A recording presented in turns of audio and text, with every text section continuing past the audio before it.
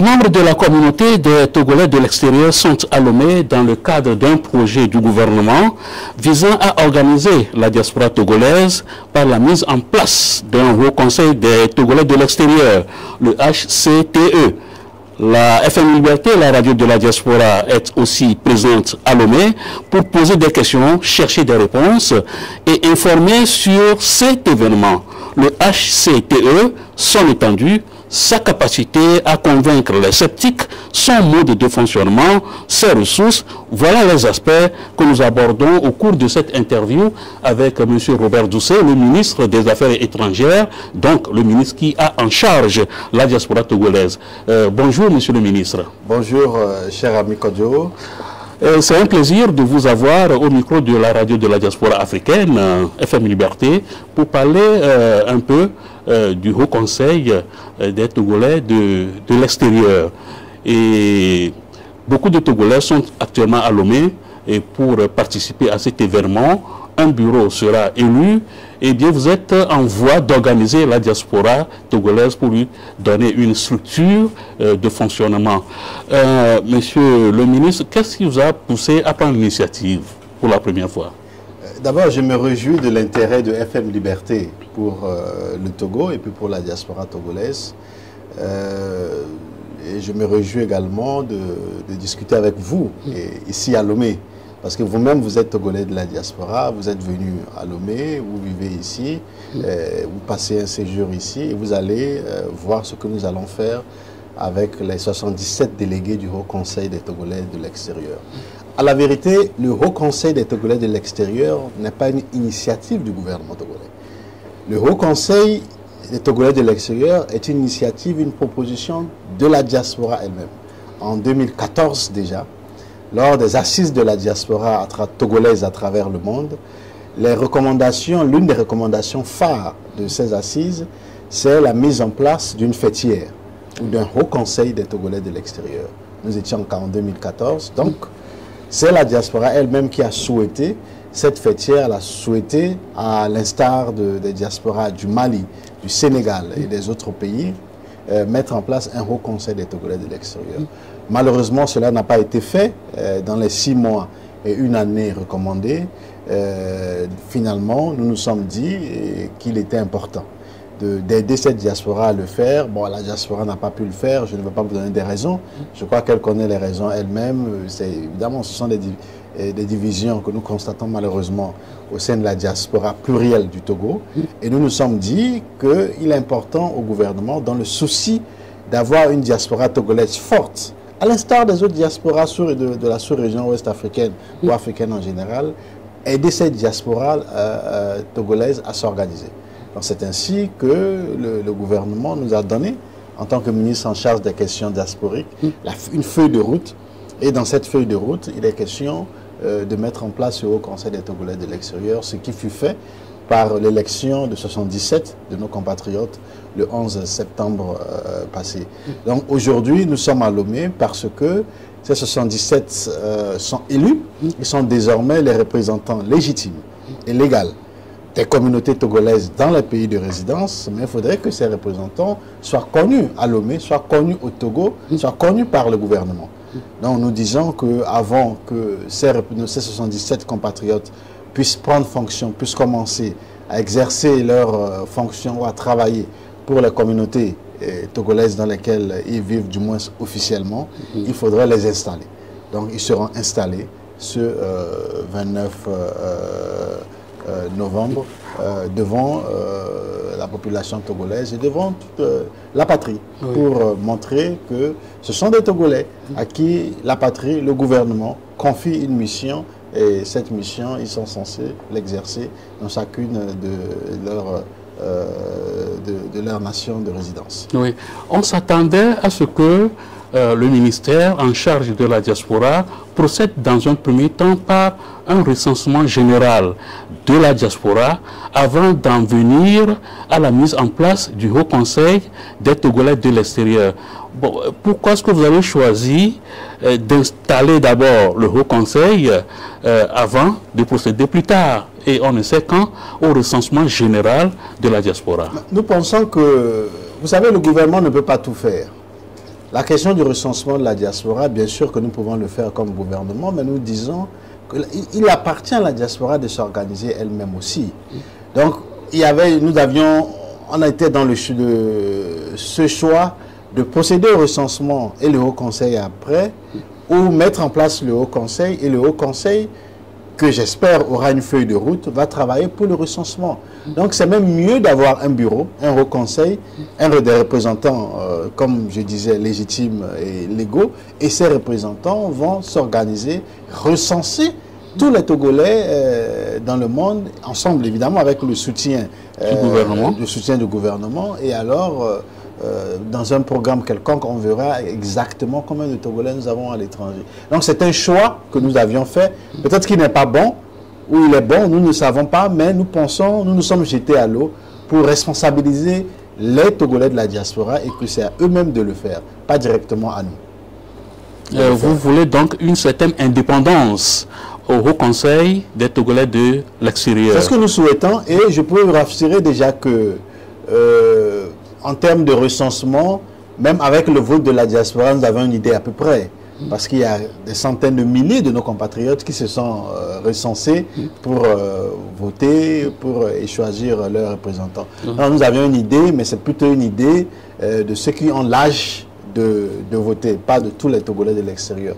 Mais nous pensons que il revient désormais aux membres du Haut Conseil, du HCTE, de s'organiser pour qu'on aille vers un recensement de tous nos compatriotes à travers le monde. Et il y a toujours des sceptiques, des gens qui disent que non, on aurait pu procéder autrement.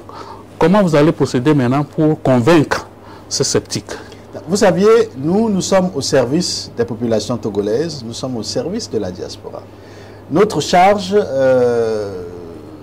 est d'aider ou de faciliter la réalisation d'un projet quelconque. Nous sommes un peu désolés que certains ne soient pas contents, mais ceux qui sont sceptiques, ils ont tort d'être sceptiques. Nous avions aujourd'hui au moins mis en place un Haut Conseil des Togolais de l'extérieur.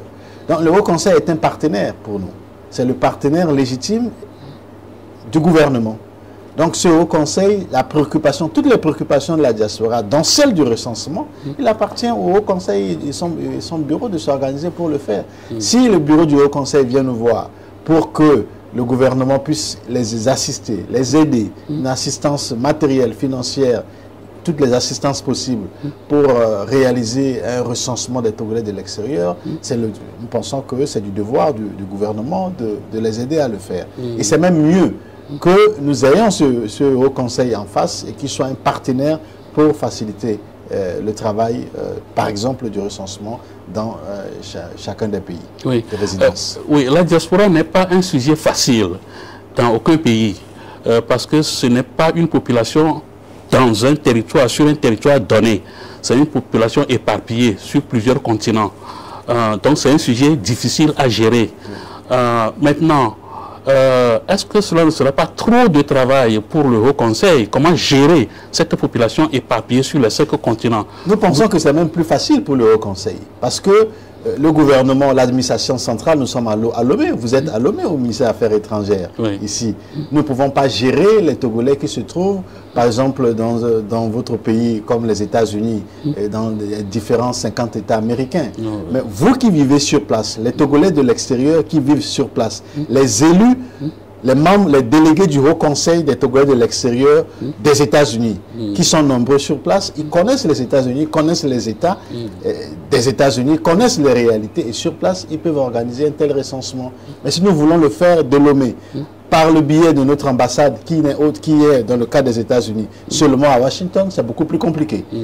Donc nous pensons que parce que nous avions des délégués pays, donc des délégués dans chacun des pays ou aux États-Unis, l'ambassade, évidemment, comme cadre de l'État, va assister, mais ces délégués qui sont dans différents États américains, des États-Unis par exemple, ou dans différentes villes, vont plutôt faciliter la sensibilisation et le recensement de ces Togolais. C'est beaucoup plus facile pour les délégués, le Haut Conseil des Togolais de l'extérieur, de l'organiser, du moins c'est ce que nous pensons alors où nous vous parlons, que ça soit le gouvernement qui le fasse depuis Lomé, par le biais des ambassades, tout en sachant que l'ambassade n'est qu'à la capitale, n'est qu'à Washington, dans le cas des États-Unis par exemple, ou à Paris, dans le cas de la France par exemple, à Berlin, dans le cas de l'Allemagne par exemple.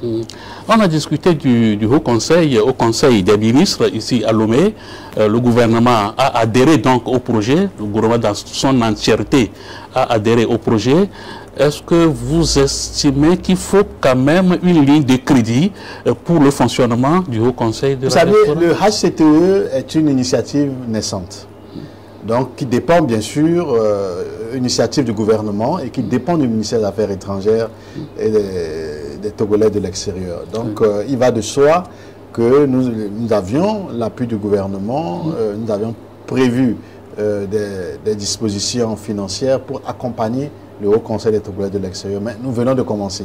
Donc nous voulons commencer. Et puis quand nous allons commencer pour une première année, nous allons voir les besoins et améliorer. Nous sommes dans une disposition d'esprit d'apprendre et d'amélioration, avec toute humilité. Donc nous ne pouvons pas tout prévoir. Le bureau va s'installer, on verra les besoins, qu'est-ce qu'il faut faire. Et puis, mais il y a des dispositions qui sont prises. Par exemple, tous les 77 délégués sont présents, ils sont pris en charge de leur voyage, de tout leur séjour ici. Ça, c'est une initiative du gouvernement. Donc, des dispositions financières sont prises pour ça. Mais si vous voulez savoir, est-ce qu'il y a un montant dans le budget spécialement pour ça, c'est un peu tôt. Oui, mais à chaque fois qu'il y aura des difficultés ou à chaque fois que le besoin se fera sentir, le gouvernement, par le biais du ministère en charge, va essayer de résoudre ces problèmes-là. Oui, et la diaspora est aussi un sujet politique. Parce que nous parlons le vote de la diaspora, donc c'est un sujet politique.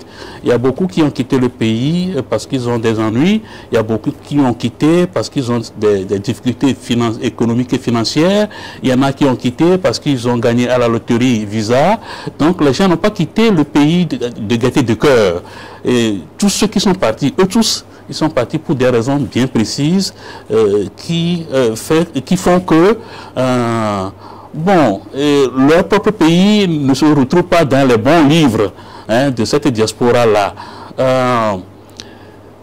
Comment allez-vous faire renaître la confiance entre la diaspora et le gouvernement togolais? Parce qu'il y a une question de confiance qui existe.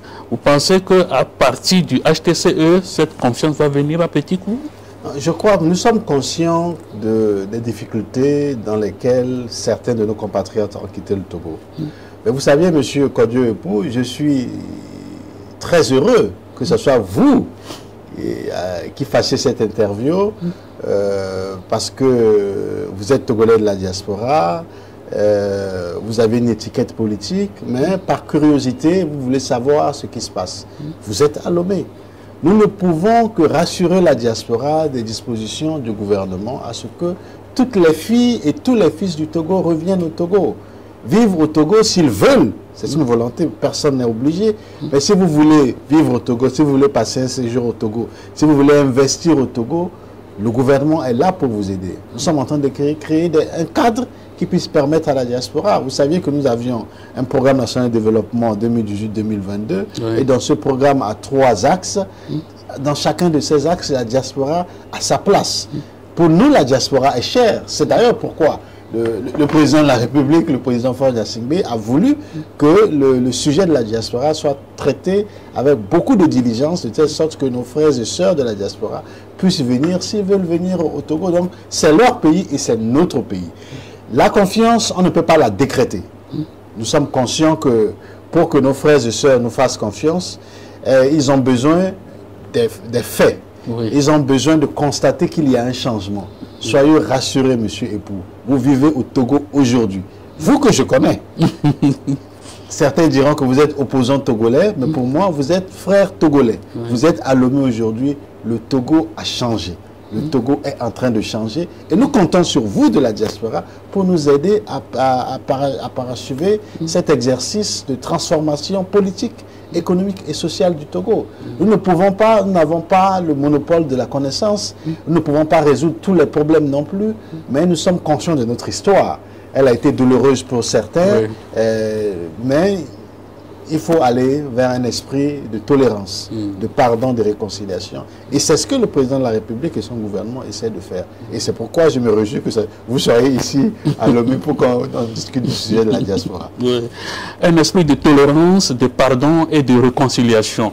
C'est ça l'esprit qui vous anime lorsque vous avez choisi de mettre en place le Haut Conseil des Togolais de l'extérieur. C'est une très bonne chose et le souhait de tous est que ce Haut Conseil fonctionne normalement et aboutisse à des résultats palpables, que ce Haut Conseil gagne en surface pour faire adhérer un plus grand nombre de Togolais de la diaspora. Il y a un sujet qui revient très souvent, le vote de la diaspora.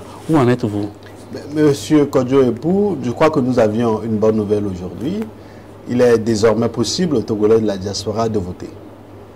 Le gouvernement a envoyé un projet de loi à l'Assemblée, comme vous le saviez. L'Assemblée l'a adopté, le code électoral a été modifié. Et désormais, du moins pour, si nous voulons rester dans l'actualité, pour les élections présidentielles de 2020, la diaspora togolaise votera. Et c'est clair, c'est décidé, vous le saviez. Nous avions, il y a quelques semaines, le ministre de l'administration, avec la Commission électorale nationale indépendante, a pris un arrêté. Il y a des commissions électorales indépendantes dans les ambassades qui ont été créées.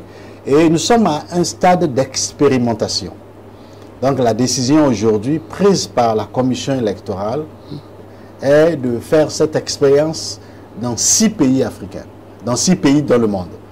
Dans les pays africains, 3 continents africains, européens et américains. Donc, certains pourront dire pourquoi un tel pays et non un autre, mais nous sommes partis, d'abord, c'est une phase expérimentale. Les pays dans lesquels la diaspora vote, ce n'est pas toute la diaspora qui vote dans le monde non plus. Donc, pour nous, pour une première expérience, nous avons tenu compte du nombre des Togolais, en âge de voter, nous disons, et d'un autre critère où nous disons que pour qu'il y ait vote, parce que nous mettons en place une commission électorale indépendante dans les ambassades, il faut que ce soit des pays dans lesquels nous avions une ambassade togolaise. Parce qu'on peut avoir beaucoup de Togolais dans un pays, mais on n'a pas d'ambassade. Donc l'organisation sera difficile. Alors nous avions ciblé, la commission électorale a ciblé des pays africains, européens, américains, dans lesquels il y a des ambassades togolaises et parce que le vote aura lieu dans ces ambassades-là. Et donc, c'est le choix qui a été fait et c'est le choix de 6 pays. C'est une expérience. Donc, nous regrettons que certaines ne puissent peut-être ne pas voter parce que... En 2020. Oui, en 2020. Mais au moins, désormais, tout le monde doit savoir que les Togolais de la diaspora sont appelés à voter, à élire leurs représentants. Et le premier exercice va commencer par l'élection du nouveau président de la République. Oui, pourquoi ne pas installer des ambassades là où il y a de fortes concentrations de Togolais, par exemple, pour régler le problème? Oui, je suis d'accord avec vous, mais vous savez, ça c'est beaucoup plus compliqué. Parce que l'installation d'une ambassade, l'ouverture d'une ambassade demande beaucoup de moyens financiers. Et donc, c'est pour cette raison que la taille de la présence diplomatique du Togo varie selon les intérêts du pays, etc. Donc, ça, c'est beaucoup plus compliqué, mais ça coûte énormément cher.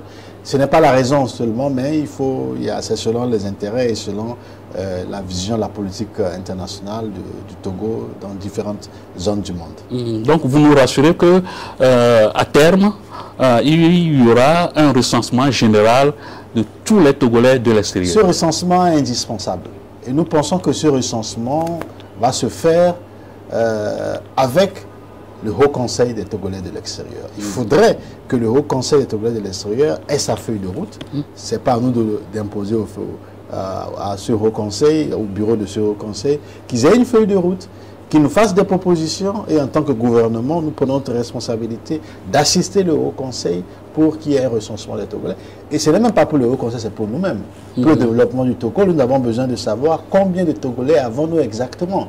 Vous savez bien que pour le développement, pour les indices de développement, par exemple, on doit faire le recensement même en interne au Togo chaque 10 ans. Chaque 10 ans, mais il faudrait que l'on puisse avoir une idée nette des Togolais de l'extérieur. Quand on voit la contribution financière des Togolais de l'extérieur, vous savez par exemple, vous connaissez les chiffres de la Banque mondiale, quand on voit ces chiffres de la Banque mondiale, au moins on sait on a une idée générale, pas des chiffres réels, qu'il y a une forte concentration. 2/3 des Togolais de l'extérieur vivent sur le continent africain. Et sur ces 2/3, c'est beaucoup plus en Afrique de l'Ouest. C'est 1/3 qui est partagé dans les autres pays du monde, sur les autres continents, l'Europe, les États-Unis. Et les chiffres de la Banque mondiale montrent très bien que 85% de la contribution de la diaspora togolaise et de tous les apports financiers, des transferts de fonds viennent des Togolais sur le continent africain. Non, nous avions une idée, nous avions les chiffres, mais avec un recensement, nous pouvons être situés du nombre réel de Togolais dans le monde. Oui, j'ai envie de contester ce chiffre avancé par la Banque mondiale. Quand on dit que les Togolais qui sont en Afrique font beaucoup plus de transferts que ceux qui sont en Europe, en tout cas en Occident, c'est difficile à croire. Quand les chiffres sont sortis, et les gens, ils n'ont pas été d'avis, du même avis que la Banque mondiale. Je ne sais pas où ils ont trouvé les chiffres. Je ne sais pas comment on va les vérifier non plus. Non, mais ce n'est pas difficile à vérifier. Contactez la Banque mondiale. Vous êtes journaliste à FM Liberté. Contactez la Banque mondiale. Allez sur le site de la Banque mondiale. Contactez le desk au Togo. À Washington, à la Banque mondiale, ils vous donneront les chiffres. Ce sont des chiffres officiels. Et heureusement, c'est pourquoi quand ce chiffre a été publié, nous sommes contents que c'est la Banque mondiale. Mais je crois qu'il faut faire confiance à la Banque mondiale. Et moi, je n'étais pas surpris pour la simple raison que le fait que 2/3 des Togolais vivent sur le continent africain et dans la sous-région, et que ces transferts de fonds viennent plus de la sous-région.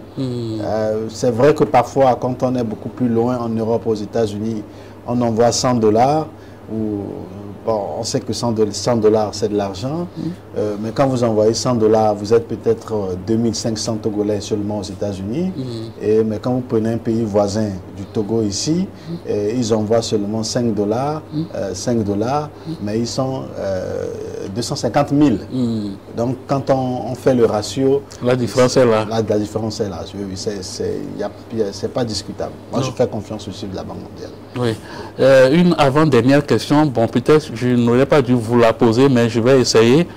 Pourquoi est-ce que le chef de l'État ne reçoit pas ses compatriotes de la diaspora? Ce n'est pas vrai, M. Kodiou. Pour le chef de l'État reçoit des compatriotes de la diaspora. Il ne m'a jamais reçu. Non, le président de la République reçoit ceux de la diaspora. En masse? Ça dépend. Souvent, il les reçoit lors de ses déplacements. Donc, ça dépend du nombre de Togolais. Le président de la République était en Allemagne, je crois qu'il y a 2 ans. Il y a 2 ans, j'étais présent quand il a reçu toute la diaspora togolaise. Il était plus d'une centaine. Maintenant, ça dépend de son agenda et puis de la nature de la mission qui le conduit dans un pays étranger, etc. Sinon, c'est ce qui se dit au sein de la diaspora. En 2016, nous avions organisé ici la première édition des réussites diaspora, où nous avions eu 7 de nos compatriotes qui ont été lauréats. Ils ont été reçus par le président de la République, qui leur a offert un cocktail, et ils ont été décorés par le président de la République. Donc voilà une preuve que le président de la République reçoit les compatriotes de la diaspora. Non, si j'ai posé la question, c'est que bon, il se dit dans la diaspora qu'il ne fait pas assez dans ce sens. C'est pourquoi j'ai porté la question. Il ne le fait pas, mais il a un ministre qui le fait en son nom. Donc le ministre ne le fait pas lui-même, c'est sur les instructions du président de la République que nous le faisons. Donc c'est pour le président de la République que nous le faisons. Soyez rassurés que le président, quand son agenda lui permet, reçoit la diaspora. Et il les reçoit à Lomé. Il a même décoré ceux de la diaspora plusieurs fois. Et la dernière question, ce sera votre message à l'endroit de ces 2,5 millions de Togolais qui vivent à l'extérieur. Et message de solidarité, message de compassion. Et quel type de message vous avez pour l'ensemble de la diaspora, sans exception? Je crois que les Togolais de la diaspora, les Togolaises et les Togolais de la diaspora sont nos sœurs et nos frères. Et nous, quoi que nous fassions à l'étranger, peu importe le nombre d'années que nous vivons à l'étranger, nous sommes toujours Togolais. Personne ne peut le changer. Donc sa patrie, c'est sa patrie. Fort du fait que la patrie togolaise est notre bien commun, nous ne pouvons que demander à toutes nos sœurs et à tous nos frères de venir à Lomé, au Togo, quand ils veulent. Le Togo est ouvert. Aujourd'hui, le Togo est un pays, comme vous le saviez, qui est en train de se construire, de se mettre sur un chemin de développement. Venez au Togo dans la confiance. Venez au Togo tout en reconnaissant parfois les conditions dans lesquelles vous êtes, certains sont partis, de rentrer dans leur pays parce qu'il n'y a pas plus cher que sa patrie. Donc c'est un message de fraternité, de solidarité et de confiance. Nous demandons à nos compatriotes de la diaspora de nous faire confiance. Et je me réjouis que vous, monsieur Kodjo Epou, vous soyez à Lomé aujourd'hui pour réaliser cette interview. C'est parce que vous avez fait confiance à un moment donné. Vous n'avez pas voulu seulement suivre tous les messages que vous recevez depuis les États-Unis ou de FM Liberté par WhatsApp et les réseaux sociaux. Vous êtes venu et vous êtes à Lomé. Donc faites confiance au gouvernement togolais, faites confiance au président de la République, faites confiance à tout ce que nous faisons. Nous sommes conscients que nous ne sommes pas parfaits. Mais pour ce que nous faisons, nous avons besoin des Togolais de l'extérieur et que nos compatriotes aussi nous fassent confiance pour venir et que nous allons travailler ensemble pour construire notre pays.